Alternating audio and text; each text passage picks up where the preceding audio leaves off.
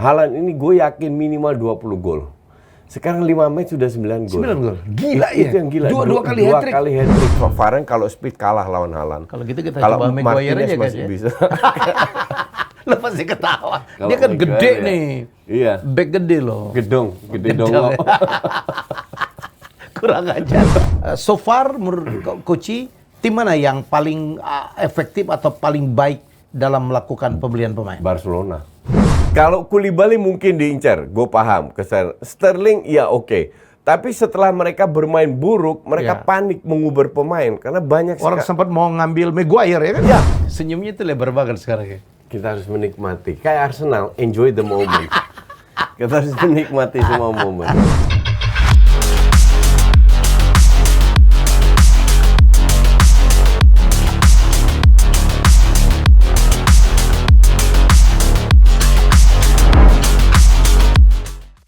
Halo, kita jumpa lagi bersama saya dan Koci yang makin bersinar, makin kesini duitnya makin banyak dalam cas saya.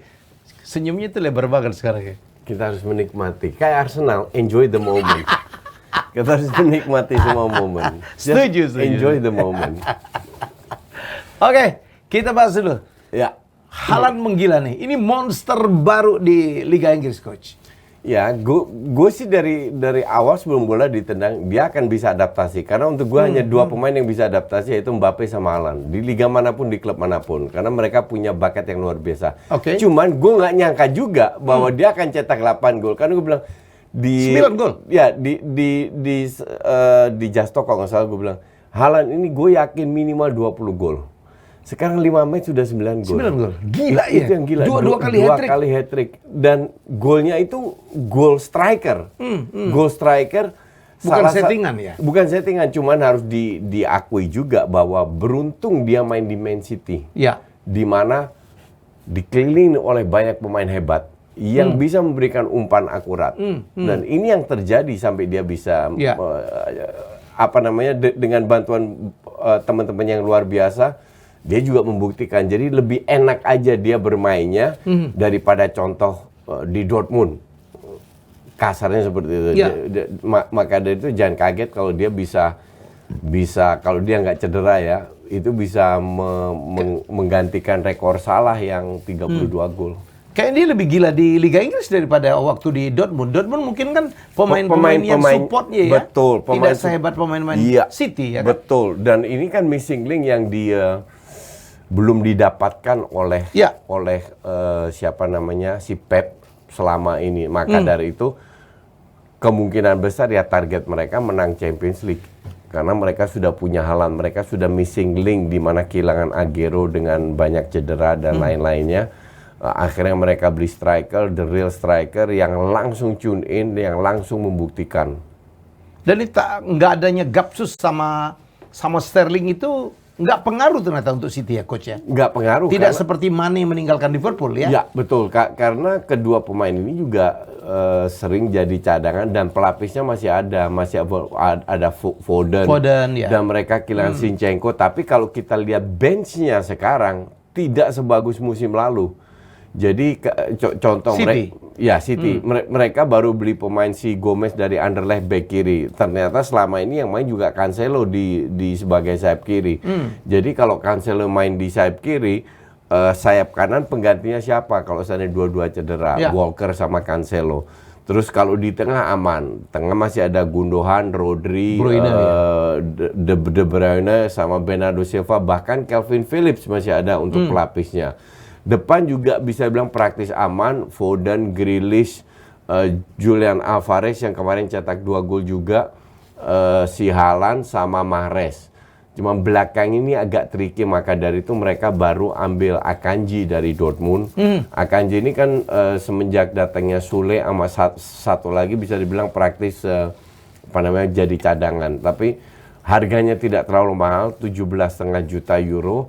Jadi untuk gue sih worth it lah. Worth it sebagai sub, sebagai pelapis, karena Ake juga cedera, si Laporte juga cedera, tinggal Stone sama Diaz. Nah sekarang ada Akanji sebagai pelapisnya kedua center back ini. Kiper masih aman ya?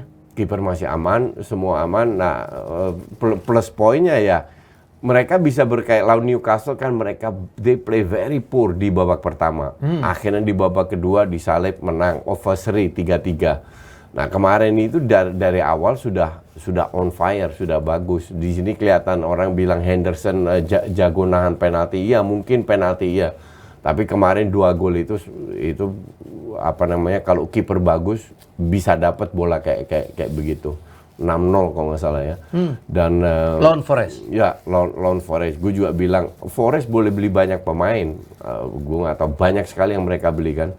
Tapi ya pemainnya belasan pemain mereka ya, beli. Belasan. Ya, ya. Tapi dengan pelatih Inggris kayak ini ya, gue sih nggak yakin. Gue bilang dari 3 tim promosi, 2 itu akan degradasi.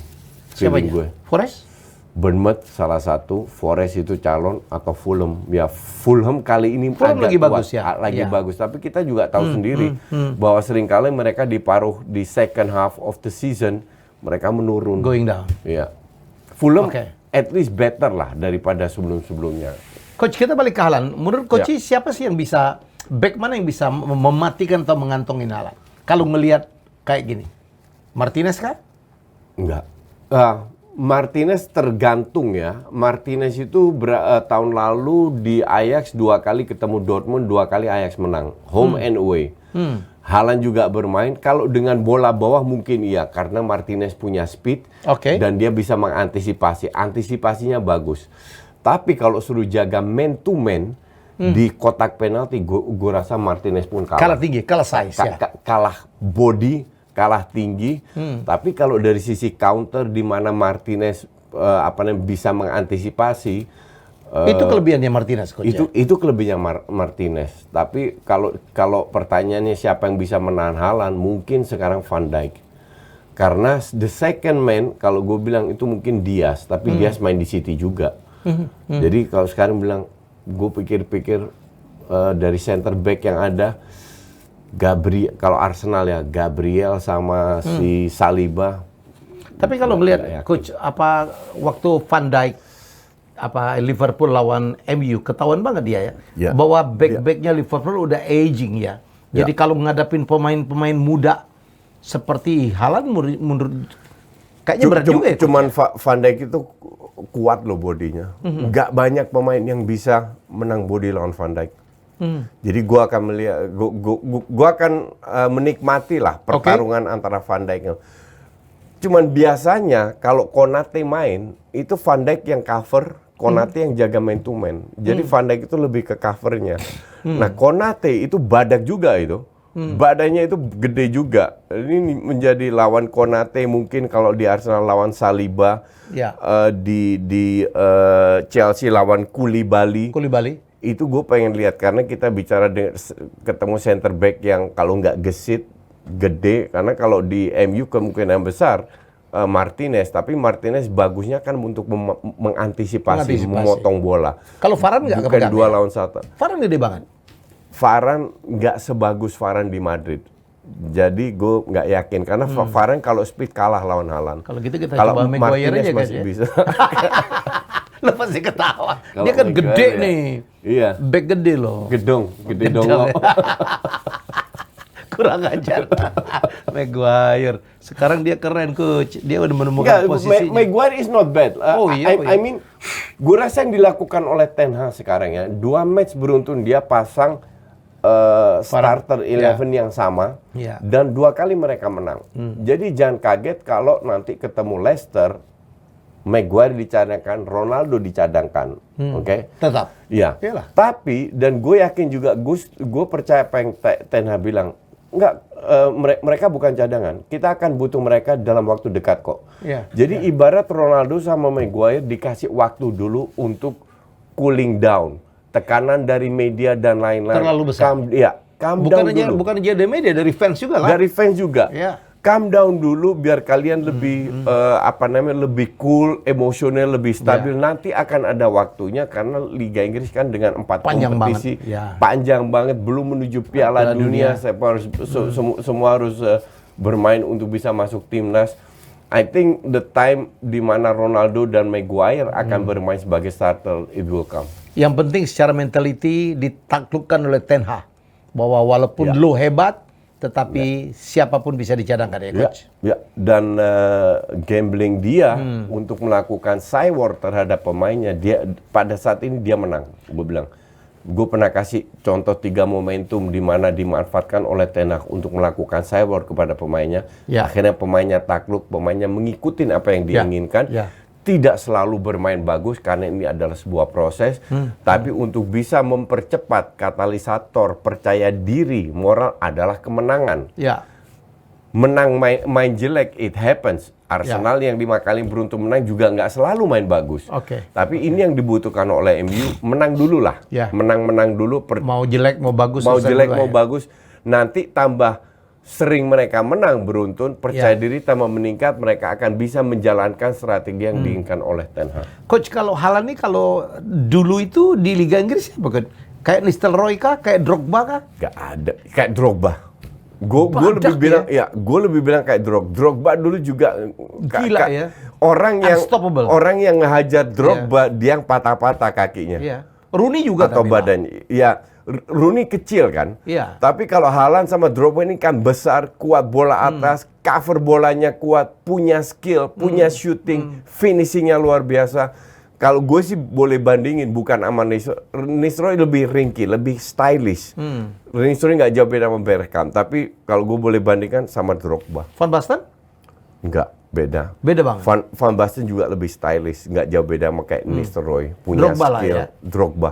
Saya pernah nonton Drogba langsung ya di Stamford Bridge, gila memang. Emang gila pemain itu, ya. Iya, gede. Ya, dan kuat. Metalik badannya. Iya, Coach. iya. Iyalah, gila banget.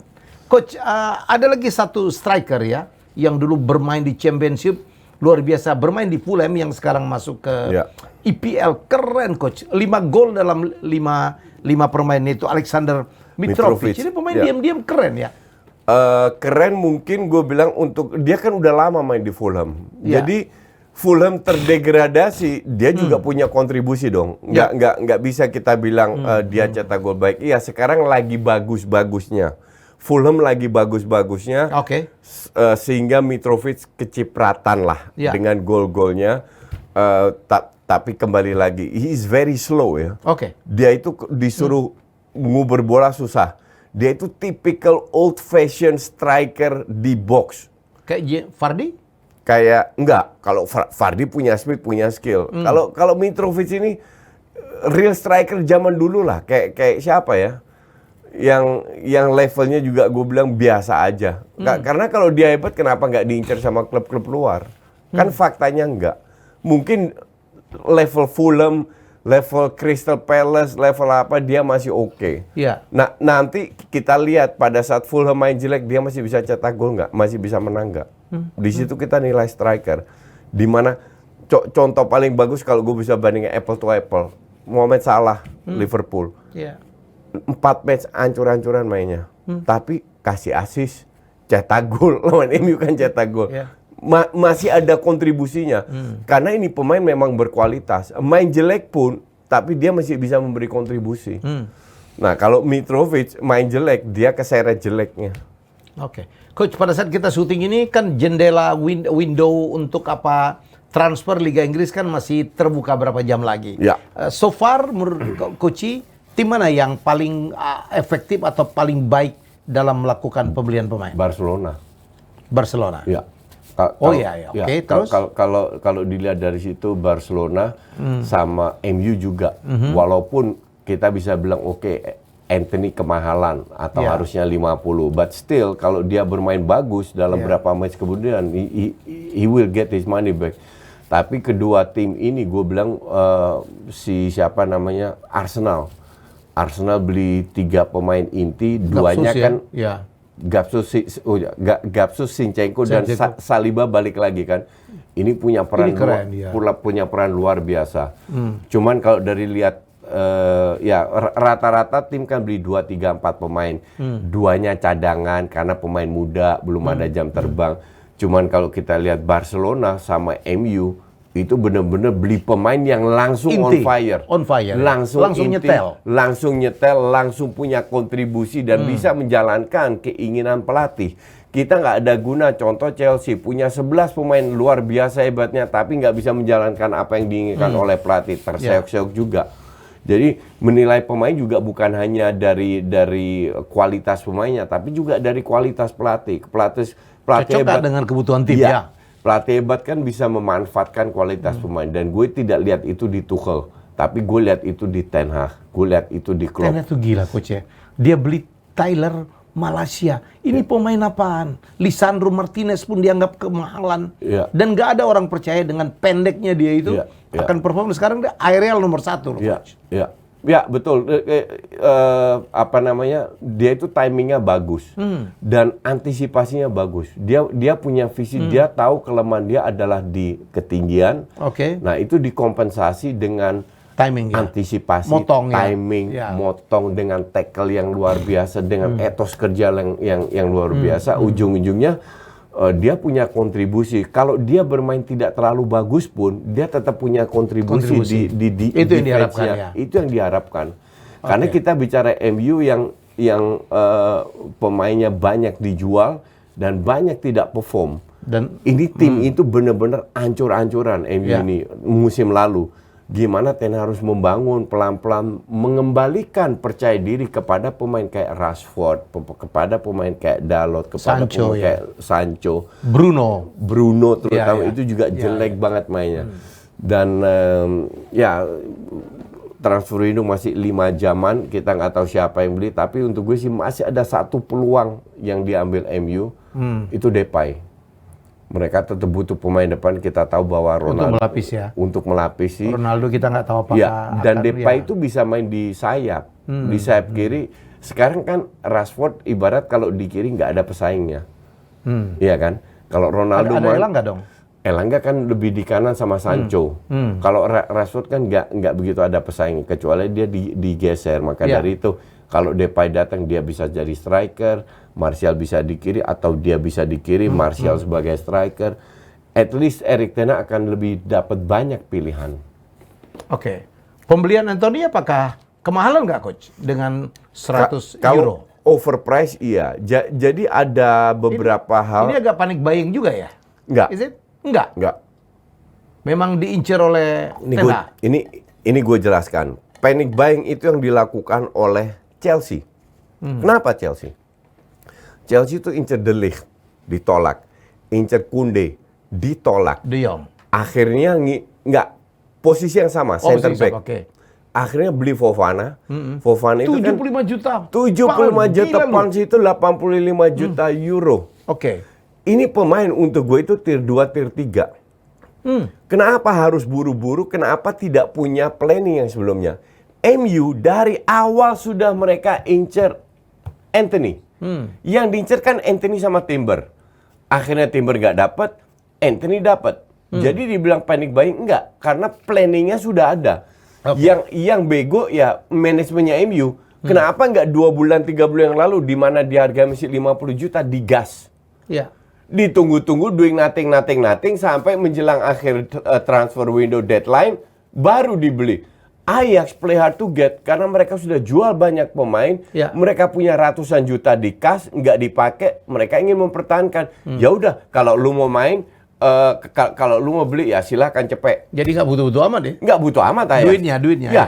Akhirnya sama MU dibayar karena MU setelah 2 kali kalah kan pemiliknya keluar duit. Akhirnya Anthony sama Casemiro 160 juta yang dikeluarkan, dan kemungkinan masih ada dalam 5-6 jam ini masih ada tambahan 1. Kemungkinan masih belum fix itu Depay. Oke. Ini bakal rame nih coach ya.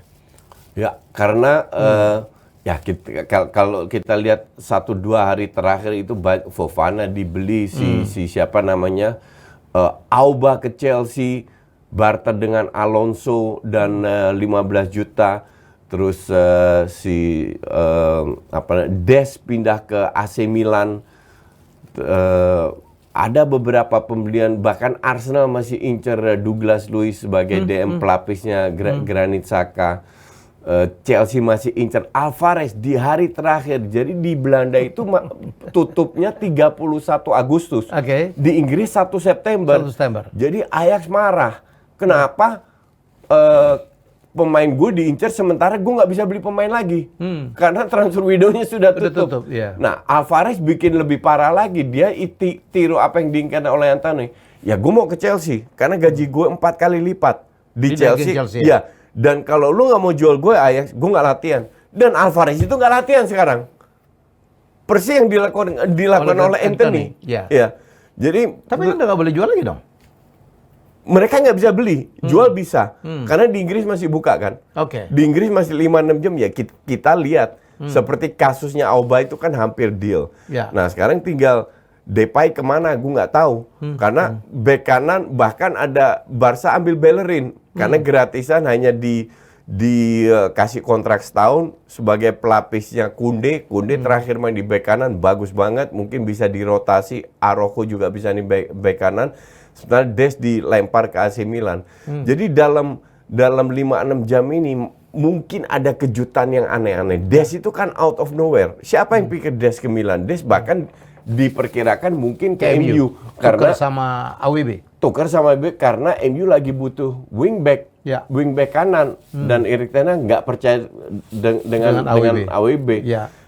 Ya kejutan-kejutan inilah yang masih kita Asik, tunggu. ya. Yang anything can happen. Artinya gua harus begadang lagi sampai jam 5 tunggu kan. deadline. Kurang lo nyari duitnya di situ ya udahlah. Coach, kita balik ke Chelsea ya, gila beli Koulibaly ya, beli Cucurella dan mahal-mahal ya. Dan ternyata kebobolan 8 nih Coach. Ini gila. Ya. Ini harga-harganya gila tuh. Akhirnya beli juga Fofana lebih mahal lagi 75 ya. Ya ini yang gue sebut Ya. panic buying ya. Ya. Kalau Koulibaly mungkin diincar, gue paham. Sterling ya oke.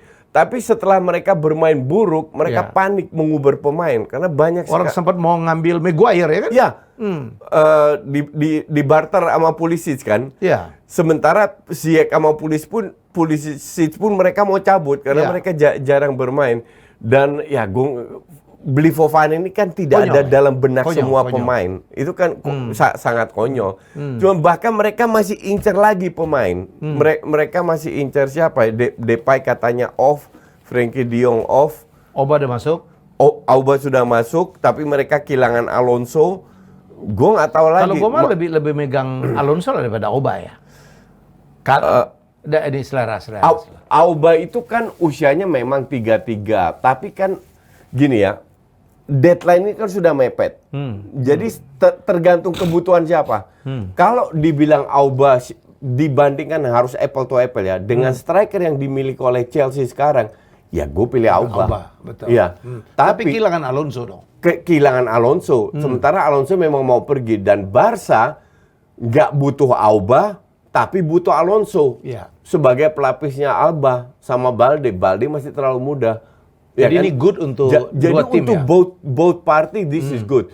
Ibarat satu musim lah. Satu musim kan Auba cuma murah, cuma berapa 15 juta plus Alonso kalau nggak salah. Jadi bukan duit gede untuk Chelsea. At least kalau Auba musim pertama bisa perform, dia bisa beli pemain striker lagi musim depan. Jadi at least bisa jadi batu loncatan untuk 1-2 musim aja. Arsenal, menang 5 kali berturut-turut. Ya, tapi gue nggak begitu. Karena nggak lawan tim-tim yang gede-gede amat ya. Lawan Crystal Palace mereka cukup. Crystal Palace kan giant killer, jadi sering merepotkan lah. Tapi gue lihat Arsenal ini tidak konsisten di babak kedua terutama. Kemarin juga lawan Aston Villa, babak pertama Aston Villa itu nguber pantat doang. Gak bisa pegang bola, they create 4, 5, 6 chances. Kalau babak pertama skornya 4-0, jangan kaget. Begitu banyak peluang di samping Emi Martinez lagi bagus, kipernya Aston Villa, mereka juga kurang tajam. Akhirnya dapat 1-0 dan pas di babak kedua, gue tweet tuh. Babak kedua asal jangan letoy aja mulainya. Dan benar-benar menurun. Sampai mereka bisa cetak gol walaupun itu gue bilang pelanggaran. Karena Ramsdale benar-benar dihadang. aturan FIFA itu kiper diadang itu dianulir. Tapi ya kita tahu sendiri wasit Inggris seperti apa kualitasnya. Chelsea rambutnya dijambak aja, tidak dikasih pelanggaran, baru 3 hari kemudian ngaku, oh ya ternyata gue yang salah harusnya. Ya enak banget, Chelsea udah kehilangan 2 poin gara-gara kasus itu. Sementara kemarin beruntung bisa diselamatkan oleh Martinelli sehingga Arsenal menang, terseok-seok. Untuk gue ugly win, but that's okay, ugly win is a win. Sekarang percaya diri yang penting meningkat, karena pemain Arsenal dan fans Arsenal harus sadar bahwa kualitas Arsenal itu masih di bawah kualitas Liverpool, masih di bawah kualitas MU, bahkan masih di bawah Man City, bahkan masih di bawah kualitas MU. Jadi yang dibutuhkan Arsenal adalah kerjasama yang luar biasa. Ya. Tapi harus, terutama babak pertama, itu serangan Arsenal keren banget loh. Asli keren. Pergantian akurasi passing, pergantian posisi, nggak selalu cetak gol, tapi visi bermain. Granit Xhaka bermain luar biasa. Sambi Lokonga yang tahun lalu ancur-ancuran pemain masih muda, gantiin Thomas Partey, bermain luar biasa. Passing-passingnya, visinya. Hanya Tierney yang gantiin Zinchenko agak terlalu standar, nggak ada nilai tambah. Tapi gue cuma berharap ini, yang satu hal yang gue kurang suka sama dia itu menganak emaskan Ben White, karena pembelian dia yang cukup mahal kan. Nah, harus ditaruh di back kanan karena Gabriel sama Saliba udah solid kan. Sementara back kanan itu Tomiyasu lebih bagus, dan terbukti pada saat Ben White ditarik, Tomiyasu main, itu serangannya lebih bagus, lebih variatif, dan gue harap Arteta lebih fair memainkan Tomiyasu dari awal. Sadar tidak sadar ada 3 Gabriel di Arsenal, ada 3 Anthony di MU kok. Di MU, ya betul, dia namanya pemain Brasil itu, mereka nggak kreatif ya. jadi suka ambil nama-nama yang standar itu. Nama Anthony Gabriel itu kan di sana standar banget. But di luar itu kan cuman jokes ya. Gue cukup puas. Tapi gue nggak pernah mau punya harapan di bawah Arteta, karena gue terlalu sering di PHP. Jadi tiap kali Arsenal menang, gue selalu tweet, gue posting, just enjoy the moment. Mumpung masih jangan belum punya ketemu harapan. Big Six, ya. Kalau seandainya kita berandai hari Minggu kalah lawan MU, that's okay. Kita masih berada di papan atas asal nextnya masih menang lagi. Hanya kalau sana bisa menang lawan MU dengan bermain bagus, itu percaya diri pemain Arsenal akan meroket itu. Coach, gimana prediksi MU Arsenal? I think this is a 50-50 match. Kalau seandainya Anthony on fire, Lisandro Martinez on fire, Casemiro on fire, Arsenal bisa kesulitan. Terutama di babak kedua itu bisa dimanfaatkan sama MU. Karena dulu zaman Arsenal pernah undefeated. Pegang rekor ya. Pegang rekor tidak terkalahkan itu lebih dari 1 kompetisi kalau nggak salah coach ya. Dan akhirnya yang menghentikan juga adalah MU. Manchester United. Akankah terulang lagi? Gue melihat ini bukan sebagai match jadi parameter ya. Karena kita tahu dalam mau menang lawan Fulham, lawan Bournemouth atau lawan MU sama still 3 poin. Iya kan? Dan pemain Arsenal harus sadar kalau kalah pun lawan MU, it's okay, it's not the end of the world. Tapi next match-nya ketemu tim ke bawah, kita harus menang. Itu yang penting. Dan ketemu tim kayak Chelsea yang lagi tersyok harus bisa curi poin. Spurs harus bisa curi poin. Liverpool pun juga masih ups and down terus. Kemarin juga harusnya seri, kehilangan poin, ya kan? Tapi juga ini harusnya bisa lebih ngelawan. City mungkin yang agak susah karena ini sudah kayak mesin, apalagi ditambah Haaland. Kalau City kalah, gue bilang calculated loss. Lawan Liverpool kalau kalah juga calculated loss. Hanya 2 tim ini, sisanya harus bisa. MU kan juga nggak stabil-stabil amat. Terakhir mereka menang, dibilang main bagus, nggak juga lawan kan. Southampton tuh, aduh. Lawan Southampton itu performa para 11 starter sama kan. Main lawan Liverpool jauh lebih bagus daripada lawan Southampton. Tapi they can win a game dengan main tidak terlalu bagus, they still can win a game. Ini kan sebuah mental yang dibangun, yang mental dimiliki oleh Arsenal juga. Tahun lalu kalau ketinggalan duluan ya kemungkinan besar kalah. Lawan 2 match sebelumnya itu mereka tertinggal 1 gol dulu, mereka bisa bounce back. Kemarin 1-1 mereka bisa, itu 3 match kalau nggak salah, 1-1 mereka bisa lawan dan tetap menutup dengan kemenangan. Di sini gue lihat mentalnya pemain Arsenal itu sudah jauh lebih bagus daripada musim lalu. Benar-benar jauh lebih bagus. Kerja sama antar pemain juga jauh lebih bagus. Jadi gue nggak punya, yang gue punya harapan atau target buat Arsenal yang masuk Champions League. Oke, sebelum kita lanjut, lu minum dulu. Ya. Ini Kebanyakan ngomong. kebanyakan ngomong, tapi nyari makan dari ngomong gimana dong? Coach itu sebenarnya harus kalau orang kan asuransi kaki gitu, dia mulut kali. Throat. Ya, saatnya kita explore Coach ya. Ya, buat kalian para pemirsa yang suka explore, kalian mesti coba rokok Diplomat Evo ini. Kenapa? Karena kalian bisa dapat pengalaman merokok yang evolusioner dengan rasa sensasi modern dan rasa mantap. Dan buat kalian semua, anak muda yang berani explore cara baru, kalian juga wajib ikutin Euforia bersama Diplomat Evo di Instagram @euforia.id. Dan ada kesempatan buat kalian menangin uang jutaan rupiah. Wow. Pastikan juga untuk follow Instagram @euforia.id untuk informasi selanjutnya. Thank you Coach. Kita ke Serie A. Ya. Wih, AS Roma yang lo nggak suka lagi leading Coach. Ya, tapi itu kan biasa. Timnya Mourinho itu kan sering di awal-awal itu papan atas. Waktu dia di Spurs juga selalu di papan atas. Dan ujungnya jeblok juga. Karena orang bisa bilang, oh ya AS Roma beli pemain baru banyak. Tapi setengah dari pemain baru itu cadangan. Nggak dimainin semua. Dybala top dong. Dybala 1, terus. Jadi banyak sekali yang dicadangin. Memang gue harus akui bahwa bench-nya sudah lebih bagus daripada musim lalu. Ya. Cuma knowing Mourinho, itulah Juve itu harusnya kalah. Juve itu di babak pertama banyak sekali peluang. AS Roma itu benar-benar diobok-obok. Tapi kalau lagi hokinya lagi dapat di awal-awal musim, dan gue lihat AS Roma ini pasti turun. Karena Juve di Maria sudah balik lagi. Pogba udah bisa main. Pogba entar lagi bisa main. Inter belajar dari kesalahannya. AC Milan is AC Milan, main jelek tapi bisa menang. Jadi gue nggak ngelihat AS Roma bisa menggeser tim-tim ini. PSG kemarin draw ya?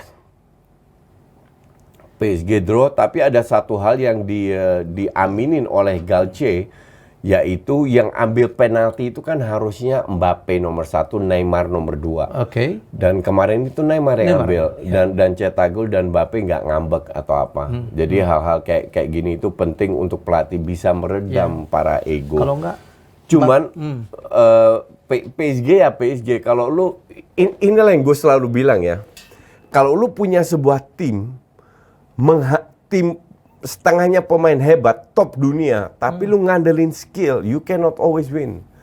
Tapi kalau lu kayak Pep, punya tim hebat, tapi lu bermain dengan sistem hebat, yang juga keren ya. 4 kali juara di 5 tahun terakhir di Premier League, yang kemungkinan besar tahun ini akan jadi juara lagi. Nggak banyak klub yang bisa melakukan itu. Liga terkeras dunia ya. Liga terkeras dunia, dan tidak banyak tim yang bisa melakukan dalam sejarah sepak bola Inggris. Ya. Iya kan? Ini artinya sebuah prestasi bahwa sistem itu tidak bisa diabaikan. Anda itu tidak bisa bilang atau penonton yang penting menang. Oke, semua orang mau menang. Tapi dasarnya apa?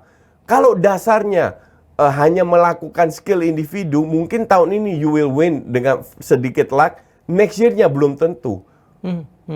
Dan City sekarang dengan adanya Haaland, ini ngeri City ini. Yang bisa ngelawan City mungkin ya, Munchen, mungkin Madrid, mungkin Barca.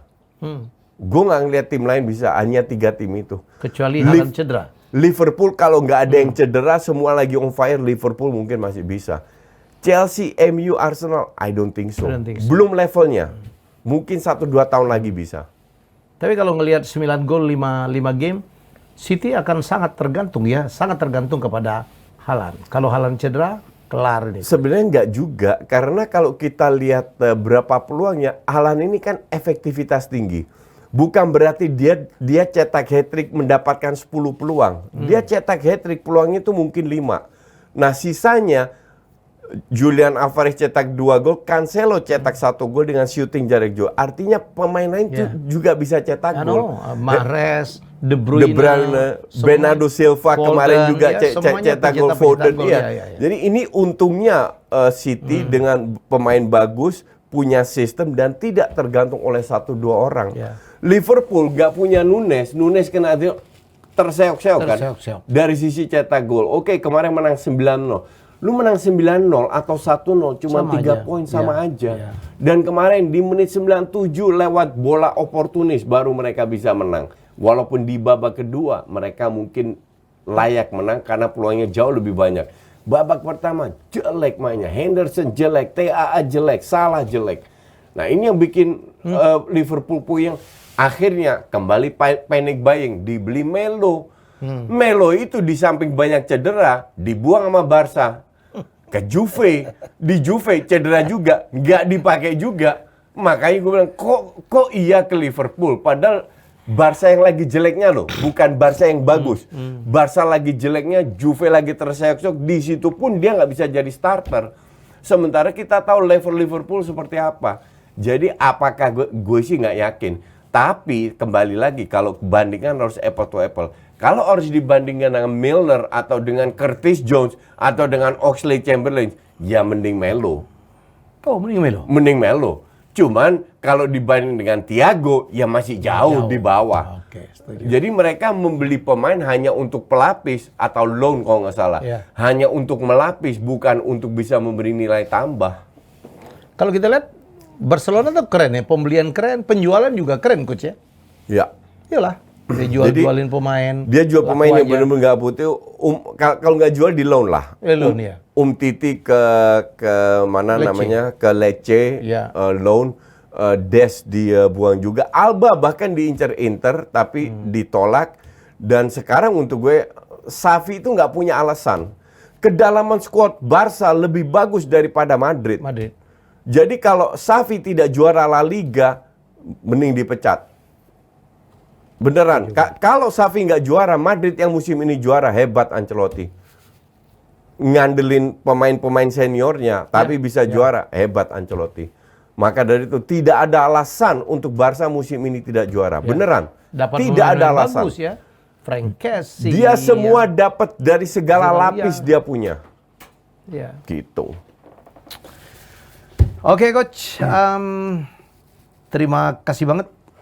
Ini makin hebat, Piala Dunia makin mendekat. Jangan lupa untuk terus juga menyaksikan Road to Qatar ya dari R66 Media. Jadi selamat, ini semester kedua tahun 2022 adalah memang tahun sepak bola ya coach ya. Ya, terutama buat para pandit. Para pandit. Bukan gue doang ya. Panen. Para pandit, bukan gue doang. Lo tau kepanjangan pandit? Panen duit. Ini harus gue inget ini. Terutama Koci. Senyumnya tambah lebar, men. Wah, ada subscriber saya udah berapa? 10? Subscriber ya kira-kira gitu. Kira-kira lo tinggal kali aja. Oke, kita jumpa lagi dalam Jasaye berikutnya. Bye-bye.